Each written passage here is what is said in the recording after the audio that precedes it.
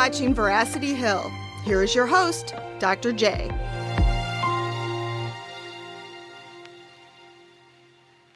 Well, a good day to you, and thanks for joining us here for another episode of Veracity Hill, where we are striving for truth on Christology in Mark's Gospel, or more specifically, a high Christology in Mark's Gospel. That's the subject of our discussion today, where I'll be talking about Mark's view of Christology, the Son of Man, the Messianic secret, and more. And the impetus for this was I was reading over some of Bart Ehrman's works, and I saw that he said things a certain way that I just didn't quite agree with. So I'll be sharing those remarks. I'll be explaining more his view. We've got some nice charts to see, but really we're going to put his claims to the test in today's episode of Veracity Hill. You know, one of the reasons why I do this program is because I want to equip Christians to have a flourishing faith, and also consequently to reach non-believers. And so this subject is really important, because do we think that the early Christian church manufactured a legend over who Jesus of Nazareth was, or was it the case that what the disciples believed about Jesus was in fact the case? That's really the crux, because we could sort of come up with our own explanations of how a religion could be manufactured and how legends might be developed. So we're going to put that position, the legendary claim, to the test. And this came out of Bart's own take of the C.S. Lewis trilemma, that Jesus is either liar, lunatic, or Lord. And Bart says, well, maybe he's a legend. And now how do I know this is what Bart said? Because in his book, Jesus Interrupted, he literally gives an anecdote of when he was in front of his class saying that, well, legend is a possibility here. And he explains why that is. So let me give you an overview of what I take to be Bart Ehrman's take on Christological development. And I'm going to do my best to properly understand his position. As some of you know, I came to Bart's defense. Yes, I came to Bart's defense. And, you know, when I'm explaining to people who is Bart Ehrman, you know, he's a prolific New Testament scholar, teaches at the University of North Carolina, Chapel Hill. When I describe what he is to Christian apologetics, and I don't mean this to convey a sense of evil or anything like that, but he's the villain. You know, he's commonly painted as the villain. He's the Darth Vader type to many people in the apologetics world. I don't quite view him that way, although I disagree with him on many issues. But nevertheless, I came to his defense in a series I called Misquoting Ehrman. And it's available on DVD if you have a DVD player still. We have a few copies left in our office here at Defenders Media. It's also available online as a YouTube playlist, Misquoting Ehrman. I came to his defense because I thought that Christian apologists were mistreating him and were inaccurately understanding the views that he espoused in his book, Misquoting Jesus.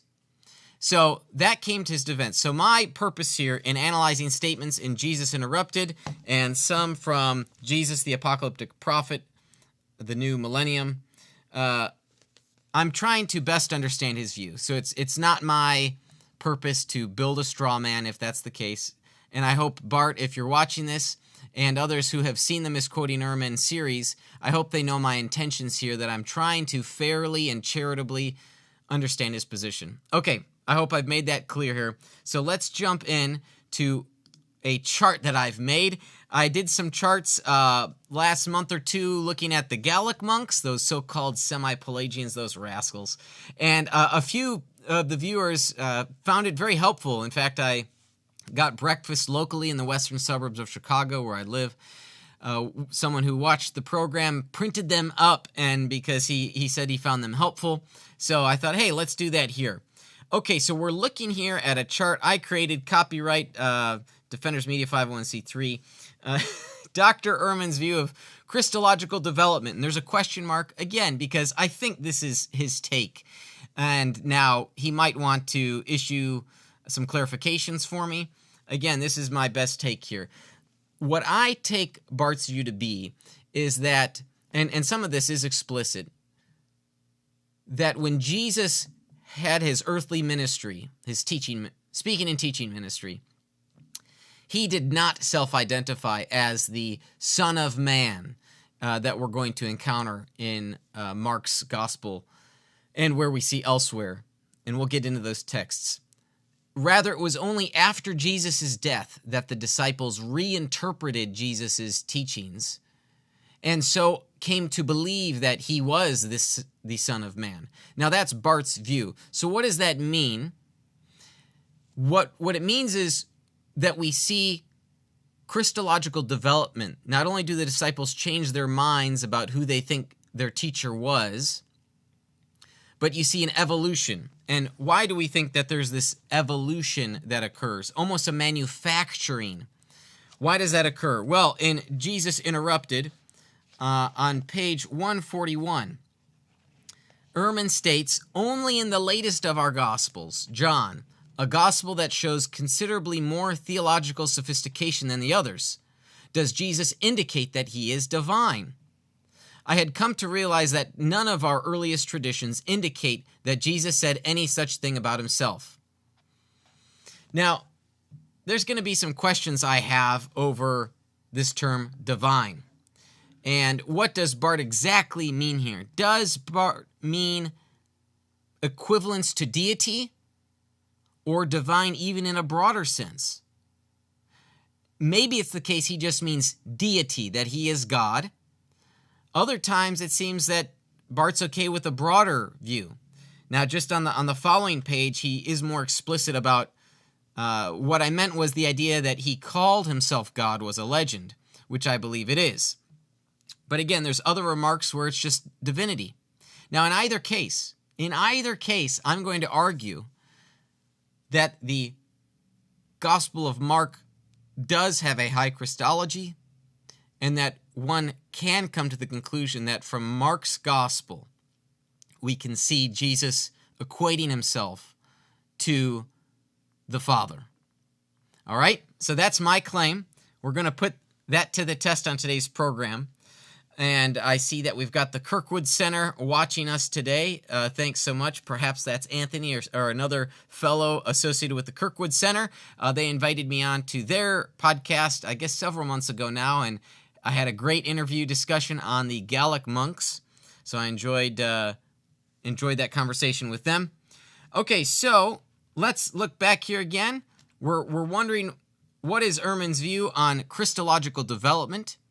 And is that development grounded in history or manufactured? I think he would say it is manufactured, not grounded in history. So we are going to put Mark to the test. Does Mark present a low Christology? So looking at the chart here, you have Christological beliefs on the left. I always forget which one's the x-axis, which one's the y-axis. I think the y is the vertical and the x is horizontal. Any mathematicians can correct me on that. So you have Christological beliefs. We're going low to high. And then we have the year or time. Think of this, as time goes on, there is development. So we'll have AD 30-33 because this is when the disciples changed their beliefs about who he was, allegedly. And then as it goes on, you've got Mark's Gospel is the earliest Bart believes. And again, the dates here, these are all found in Ehrman's book, Jesus Interrupted, page 145. So I'm granting the dates. That's not going to be a question of contention. For sake of discussion, I'm granting the years that Bart provides, even though my own personal beliefs are that these are, especially the synoptics, are earlier. I'm comfortable with John. I think the synoptics are earlier, but again, we're going to put that aside for today. So we've got Mark around 70 AD. And this is where we get the idea that, as Ehrman said, that in these earlier Gospels, you don't get these big claims like you have in John's Gospel, where you have explicit remarks about what Jesus thinks of his relationship to the Father and his own self-identity, these greater, grander pictures of him as deity. You have the I am sayings, for instance. Those are found only in John's Gospel. So is it the case that there's this development that occurs from low Christology early on to higher Christology later on. Is that really the case? I don't think so. So we're going to first put Mark to the test. Now I said first, so be on the lookout. But we're going to go through the Gospel of Mark together and look at verses, passages, sayings of Jesus, his actions. What does it describe? Who does it describe? So when we start in Mark chapter 1, right out the bat, verse 1, we have this claim that Jesus is the Son of God. Now, I do want to be fair to the manuscript tradition, and this is Bart's forte. He is a textual critical scholar, so his expertise is on the manuscript transmission, the transmission of the text over the centuries. Now, there's a variant text, and if I'm not mistaken, the majority of manuscripts, however, have this claim that Jesus is the Son of God.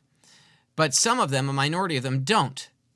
Now, whichever position you want to take on this, right out the gate, okay, maybe we'll just toss this to the side, because in verse 11, you have the baptism of Jesus.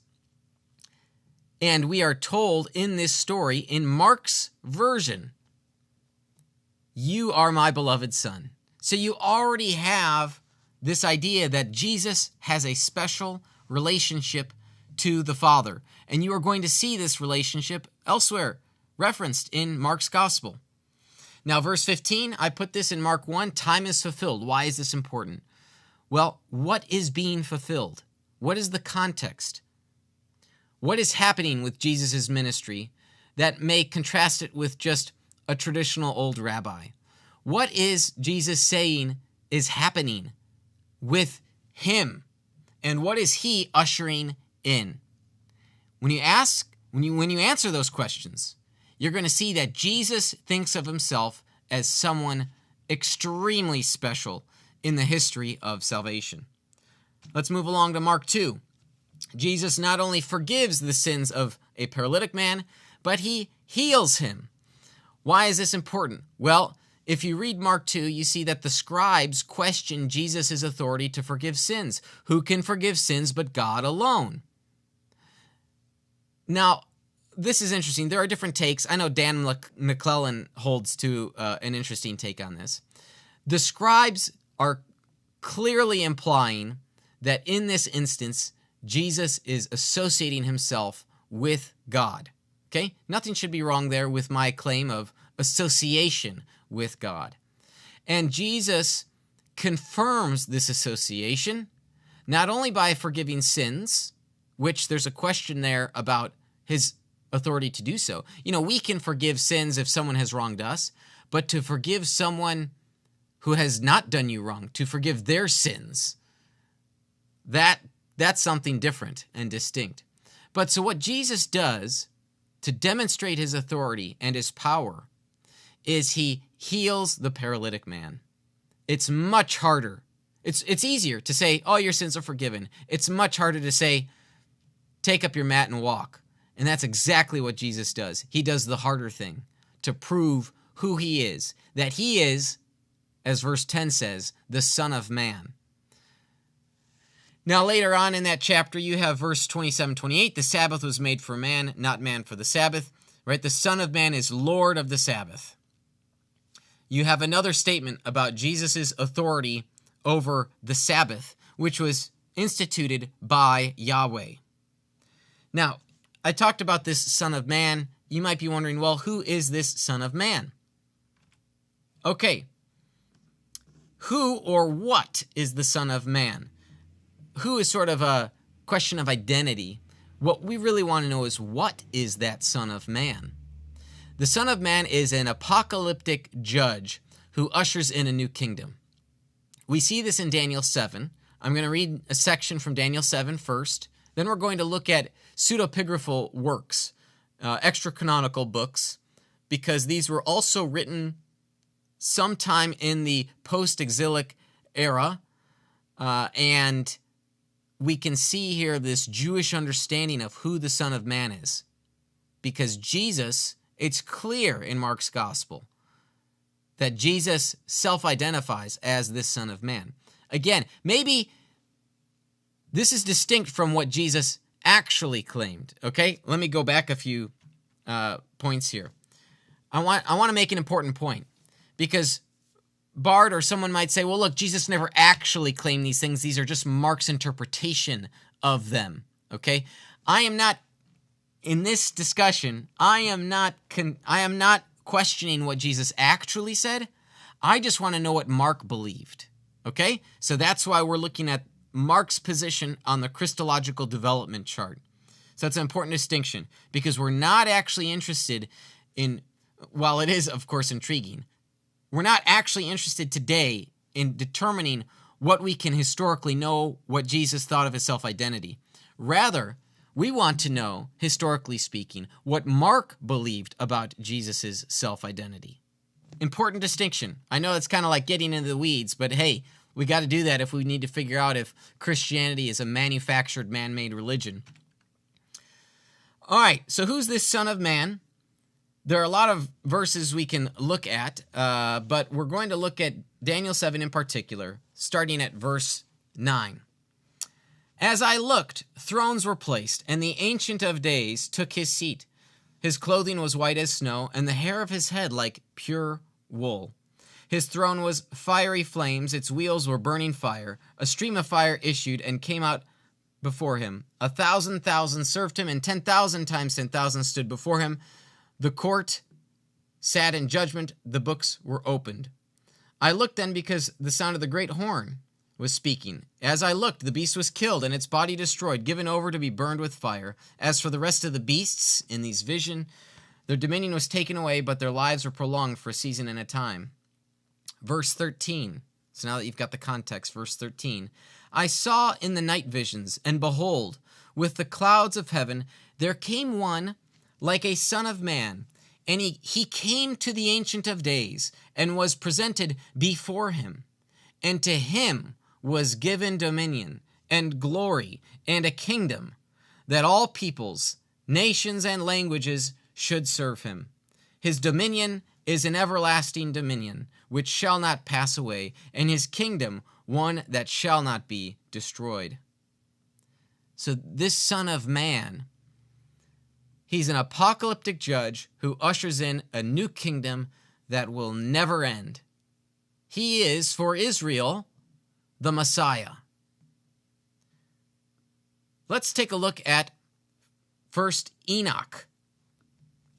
2 chapters I want to pull from, although there are many verses we could pull from, 46 and 48. 46, and there I saw the one to whom belongs the time before time, and his head was white like wool. Sound familiar from Daniel? With him was another being, whose countenance had the appearance of a man, and his face was full of graciousness, like one of the holy angels. I asked the angel who went with me concerning that son of, and who he was, and whence he was, and why he went with the one to whom belongs the time before time.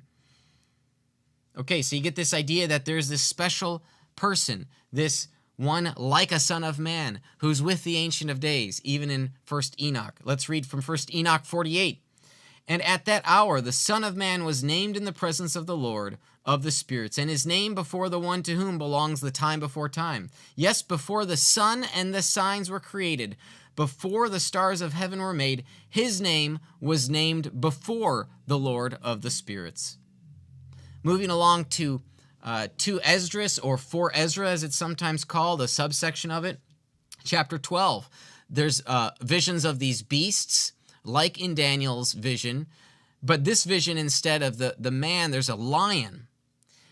Quote, and as for the lion whom you saw rousing up out of the forest and roaring and speaking to the eagle and reproving him for his unrighteousness, and as for all his words that you have heard, this is the Messiah, whom the Most High has kept until the end of days, who will arise from the posterity of David, and will come and speak to them. He will denounce them for their ungodliness and for their wickedness, and will cast up before them their contemptuous dealings. For first he will set them living before his judgment seat, and when he has reproved them, then he will destroy them. But he will deliver in mercy the remnant of my people, those who have been saved throughout my borders, and he will make them joyful until the end comes, the day of judgment, of which I spoke to you at the beginning. So you see a little bit more detail here about who this Son of Man is. You see not only a little bit more detail, but also corroboration about this preeminent figure, this person who is with the Ancient of Days, who is before time. So that gives us only just a snippet of the Son of Man. There are other passages as well in 1 Enoch and 4 Ezra to pull from, and you're welcome to look up these passages online so you can see just who or what the Son of Man is described to be. Speaking of, Chris here says, have you examined if the Enochian Son of Man passages are in the oldest portion, or if they are in a part that is believed to be from the 1st or 2nd century? And if memory serves later on, first, it could be very well that Enoch is the Son of Man. Yeah, I know there will be debates over this. All we need for the sake of the discussion is further description of who the Jewish people thought this Son of Man was to be. Because it's clear, as I would argue, that Jesus thinks of himself to be that Son of Man. So even if you might have some portions of 1 Enoch that are written later and referring to someone else, again, it's this idea that it's a preeminent figure with divine authority who shares an intimate relationship with the Father, and as a son-father relationship, there is progenation. And as I would argue, although I'll be getting ahead of myself a little bit here, there is eternal generation. And when you have generation, a thing comes from something else, and they share that same thing. They share the same substance. All right, so this is why I think Orthodox Christianity gets it right, because there are debates over, whether Jesus was a created being. And I would hold to the Orthodox, or as Bart would say, the Proto-Orthodox take. I think the Orthodox got it right, that was the apostolic teaching, and that there were theological guardrails. But good question there, Chris. Let's continue on, because there's so much to look at. We're only in Mark 3 here. We'll kind of crank through Mark as best as I can here. So Mark 3, looking at Mark again, his Christological descriptions of Jesus. Verse 23, how can Satan cast out Satan? Jesus asks to those who accuse him of being part of Satan's team. What this does, it implies both great spiritual works, that Jesus is casting out demons, and so that they say, the onlookers say, well, he's got to be of Satan. And he's like, well, a house divided against itself can't stand. So it implies not only great spiritual works, but also power over Satan. So this guy's really a strong spiritual being.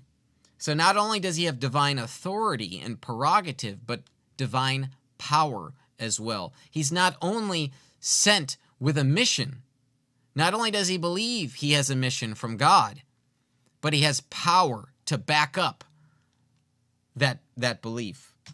Okay, what other power does Jesus demonstrate over not just the supernatural world, but the natural world itself?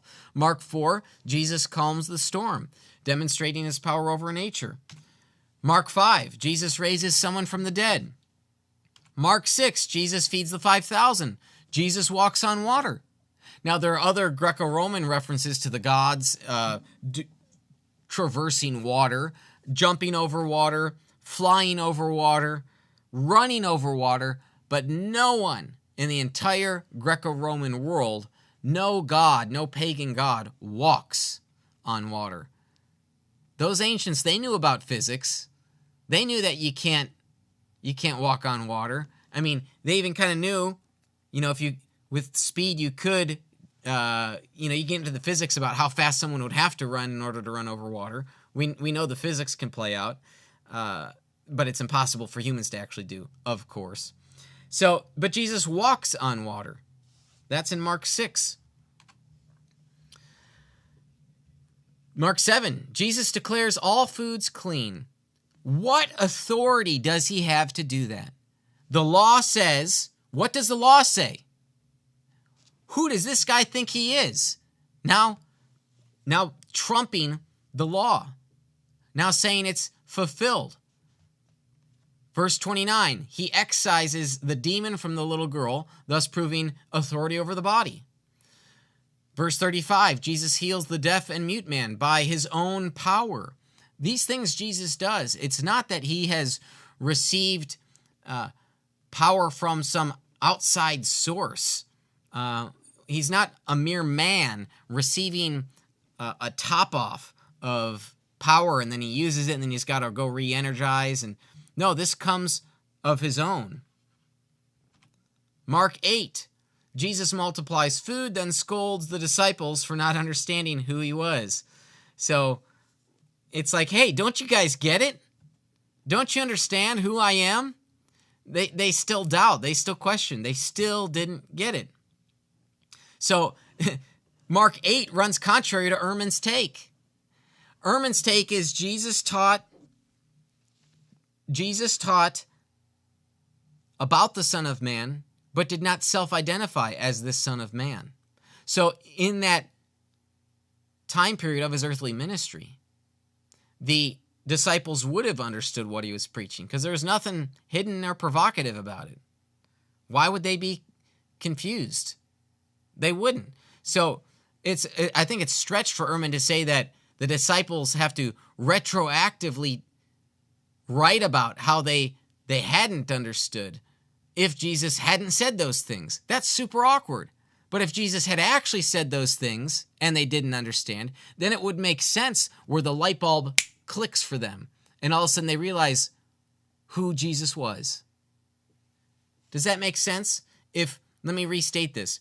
If Jesus didn't actually identify as the Son of Man, he was merely just your regular old rabbi preaching about the Son of Man, but not self-identifying, then what would the disciples have to be confused about? So if the disciples had nothing to be confused about and only later changed their minds about who he was, then Mark would have to go back and retroactively talk about a point of confusion by the disciples. That seems really stretched. That seems awkward. Why would they do that? Mark 9, Jesus casts out demons without prayer. Now others could do it in Jesus' name. Again, who is this guy? He's not merely a street preacher. He's someone special. He's got power. Mark 10, Jesus predicts details of his death and resurrection, and Mark tells us here a little detail, Mark's own interpretation about what was to happen to him. Verse 45, the Son of Man came not to be served, but to serve, and to give his life as a ransom for many. Again, Jesus self-identifies as the Son of Man. Mark 11, the people in the crowd during the triumphal entry recognize him as being the Messiah. Blessed is the coming kingdom of our father David. I read for you the passages about the Son of Man, which included reference to being from the line of David. So again, there is this connection. They clearly recognize Jesus as this messianic figure. Also in Mark 11, Jesus cleanses the temple, and he does so with divine authority. His authority is questioned, and he plays a little role game with the Pharisees, those in authority, questioning whose authority he had. And he says it's the same from the one who sent John. All right, let's move along to Mark 12. Jesus is greater than the prophets and the messengers. Now, I want to get into this one because it's so great.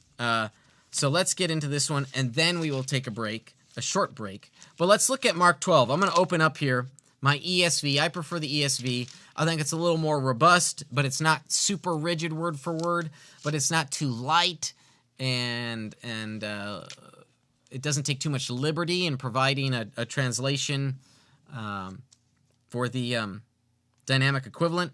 All right, Mark 12, the parable of the tenants.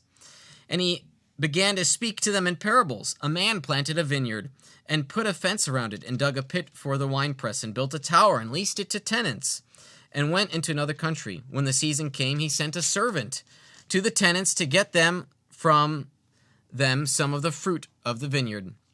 And they took him and beat him and sent him away empty-handed. Again he sent to them another servant, and they struck him on the head and treated him shamefully. And he sent another, and him they killed. And so with many others, some they beat, and some they killed. He had still one other, a beloved son. Finally he sent him to them, saying, They will respect my son. But those tenants said to one another, This is the heir. Come, let us kill him, and the inheritance will be ours.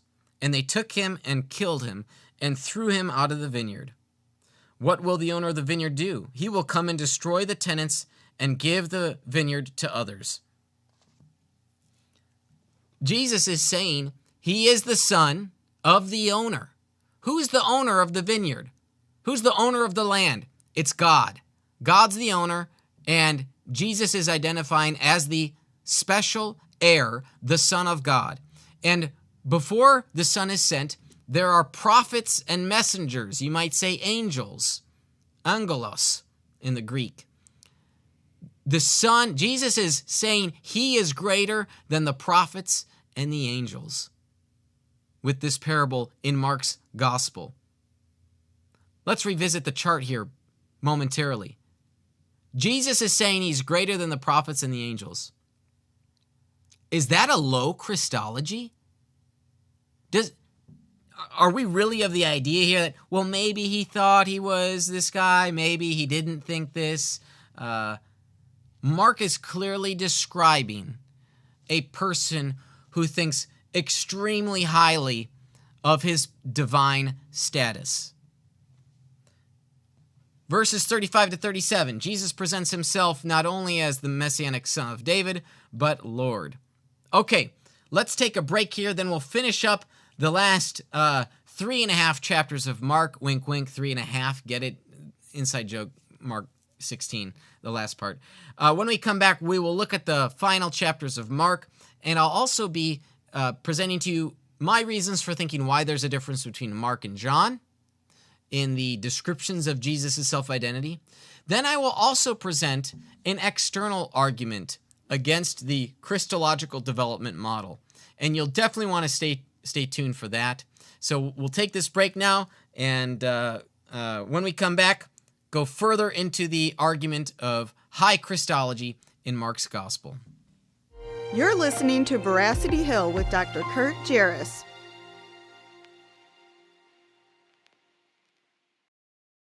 Hi, I'm YouTube. And I'm Apologetics 315. Oh, that's nice. What do you do again? I'm a video hosting platform for Christian apologists.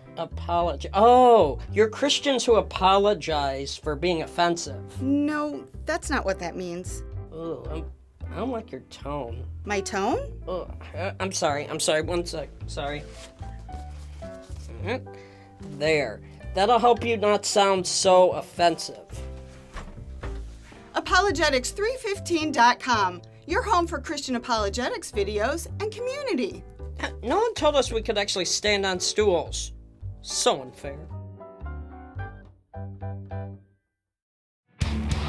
Evangelical Christians are talking about hell. What if we believe what we believe because we've always believed it? What if the gospel is really a matter of life and death? We want you to open your mind, open your Bible, and rethink hell. At rethinkinghell.com, evangelicals look at what the Bible says about hell, putting conventional and controversial views to the test.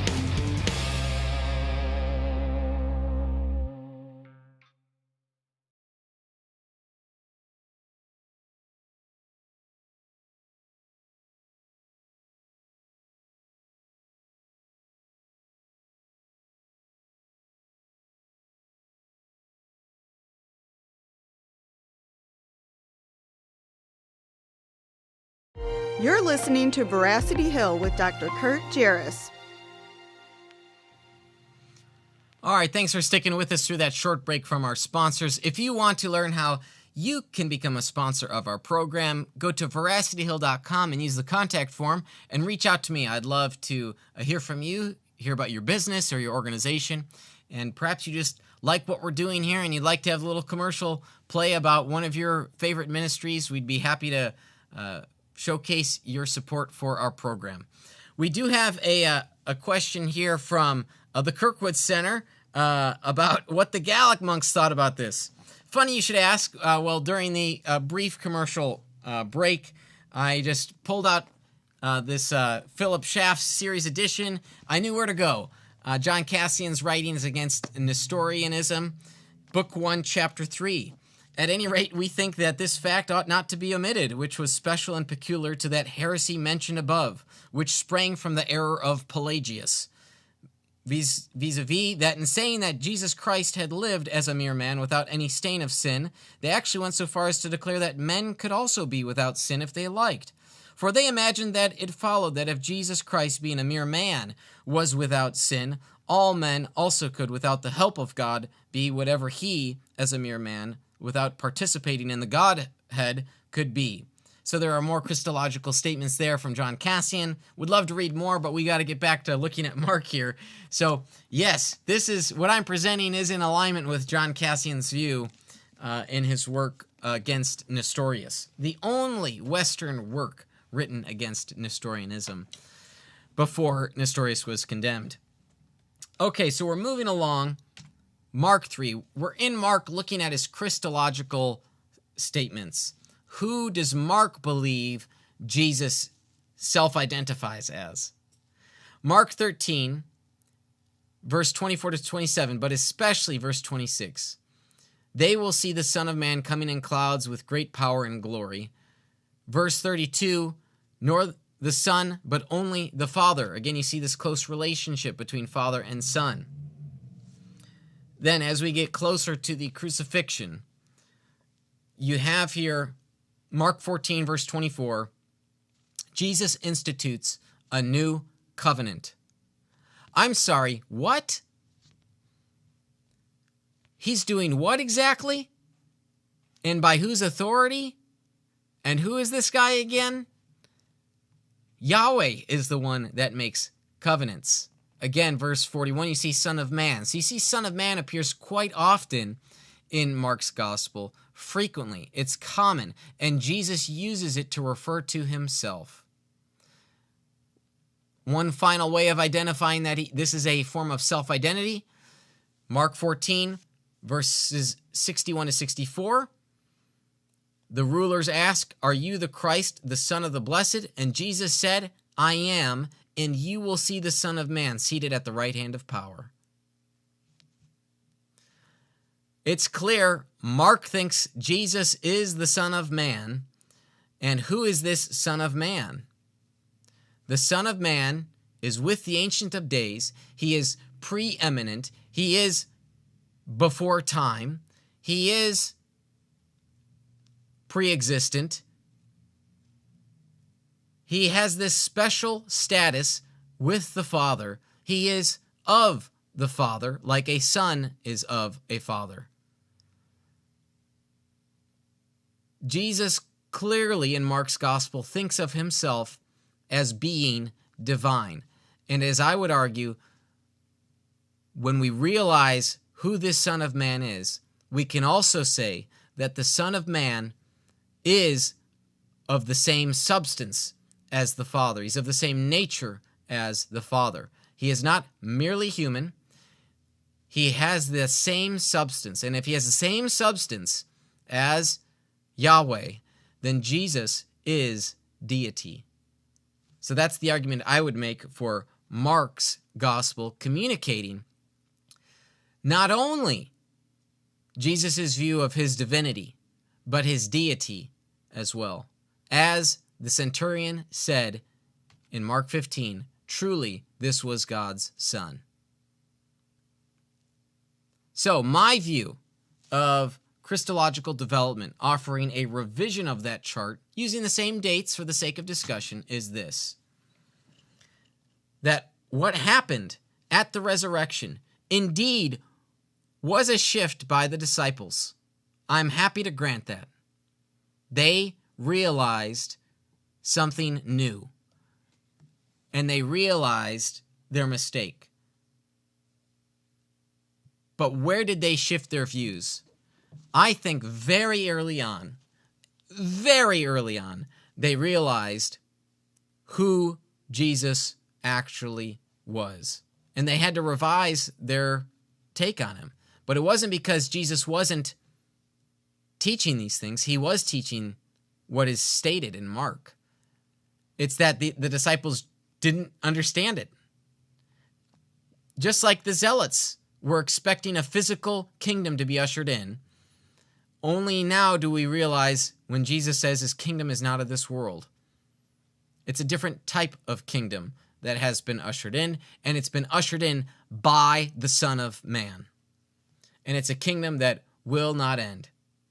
So here's my view, and I'm going to add to this chart as well momentarily. But let me tell you what I think explains the difference between Mark and John. So this is a big feature for Ehrman's model. John, it's the last of the four. It's the latest. It has the highest amount of sophistication about Jesus' self-identity. The first point I want to make is that there is a difference between implicit meaning and explicit meaning. When you imply something versus overtly stating it. But these things can have the same meaning. You can say something in different words, but mean the same thing. So, if Jesus talks of his self-identity as being the Son of Man, what does that imply? And why does it continually get him in trouble with the Jewish leaders? Then the explicit remarks are also, in many cases, not all, but many cases in John's gospel, stated in private.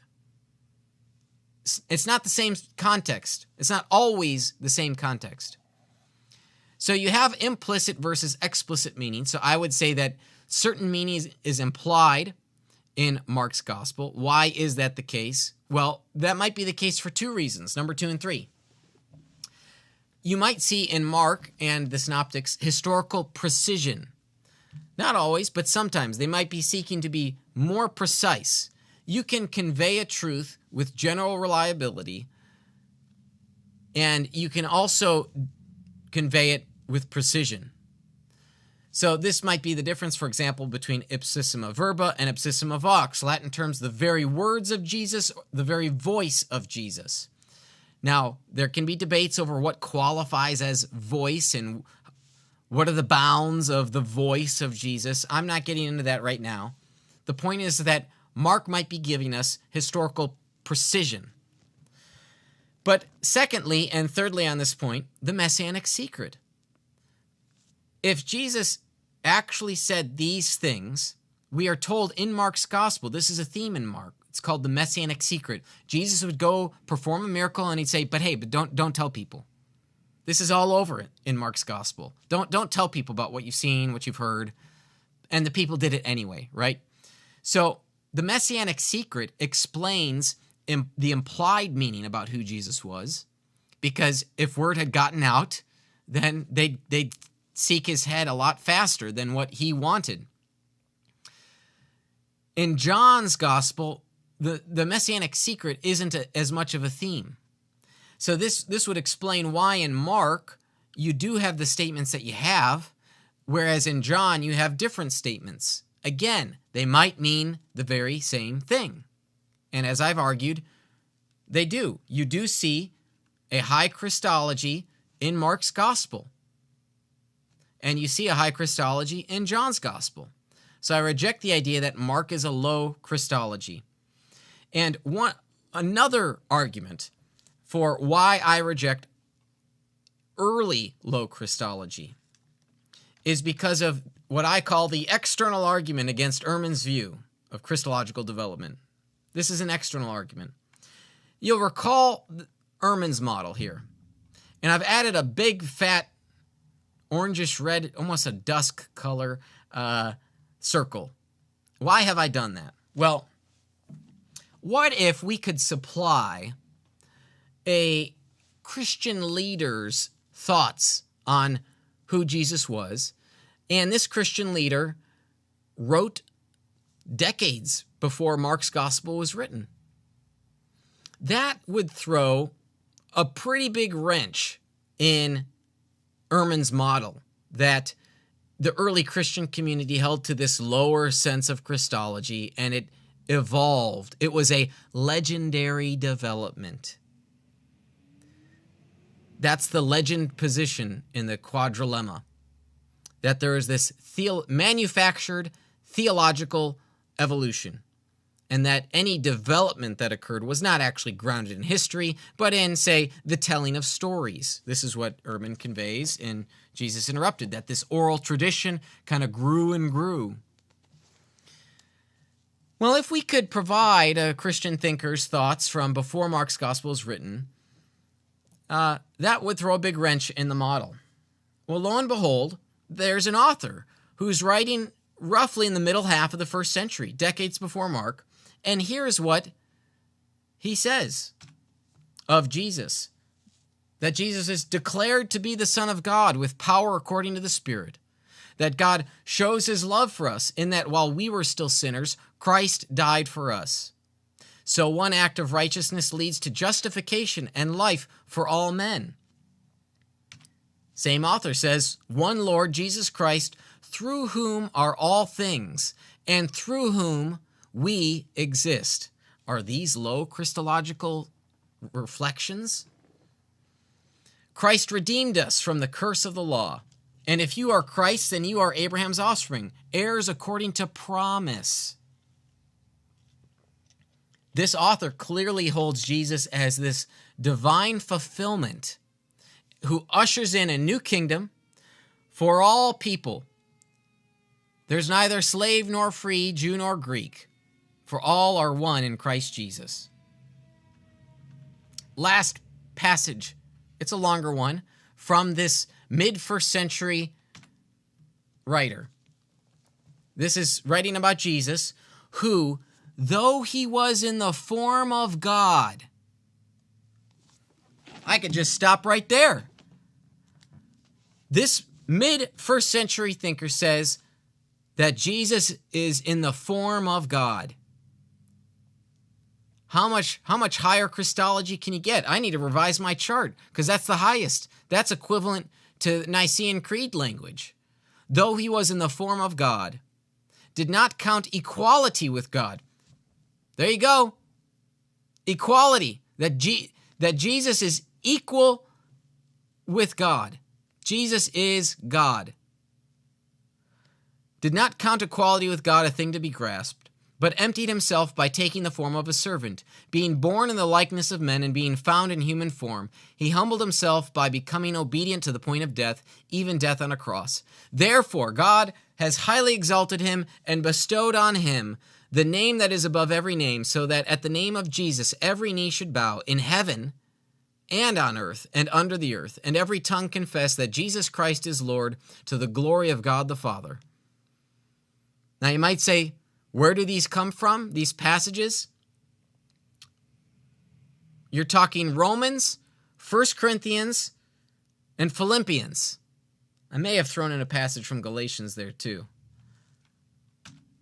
This writer is none other than the Apostle Paul, who Ehrman grants writes in the middle part of the first century. And the epistles that I quoted from are ones that Ehrman grants as genuinely Pauline. I wouldn't quote from the contested ones. I'll just take the ones he grants are genuinely Pauline. So what we've done is we've demonstrated that within 15 to 20 years, 20 years at most, 15 to 20 years, the early Christian community believed Jesus to be equal with God. You do not see low Christological beliefs in the early Christian church. You see high Christological beliefs, not only in Paul's writings, but in Mark's gospel, and Matthew and Luke, and John, and maybe there's revision going a little higher as you get to Nicaea. what would explain that theological development, I think, is what's grounded in history. So therefore, it's not manufactured. It's not merely man-made, but consistent with the apostolic teaching. But again, even Paul in Philippians, you have these extremely high, I might revise this, you have this extremely high Christology. And that again throws a wrench into Ehrman's model of low Christology during the early era. So that's my argument against the idea that I encountered here in Jesus Interrupted, where Ehrman says, only in the latest Gospels, John, a gospel that shows considerably more theological sophistication than the others, does Jesus indicate that he is divine. I had come to realize that none of our earlier traditions indicates that Jesus said any such thing about himself. I think you can argue to the contrary, that Jesus did state claims about divinity, and yes, that Jesus did state claims about deity, that he identified himself as the Son of the Father, as the unique Son of the Ancient of Days, as the Son of Man, that he was deity, that he was God. Not merely a divine figure, not like an angel, a created being, but of the same substance.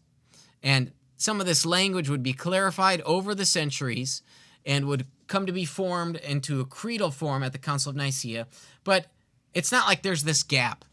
You have church fathers you can point to between 95, AD 95, and 325, where you see this language as well. So I think there is high Christology in all four of the Gospels. It's how we understand implied versus explicit meaning, and we might look at historical precision, as I call it. That might be a difference, but what explains the differences is not that Mark has a low Christology. All right, well, I've got one final closing remark here. I did want to issue a sort of correction. When I was reading a section on Bart's view of the Son of Man in Jesus, Apocalyptic Prophet of the New Millennium, he talks about the Son of Man on 233, and I see this sometimes with New Testament scholars. I have seen this with the argument from undesigned coincidences, so you see this with apologists as well, where we cannot forget our solutions to the synoptic problem, or the synoptic puzzle, as it's sometimes called.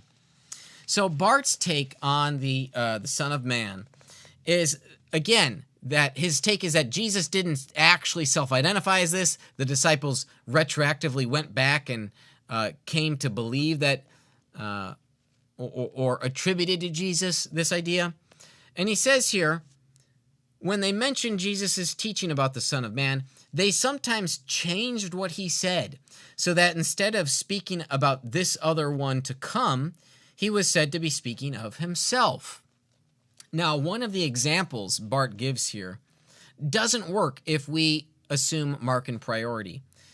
He writes, they sometimes changed words given in the first person singular, I, to the title Son of Man. Thus, Matthew's form of Jesus' question to his disciples, who do people say that the Son of Man is?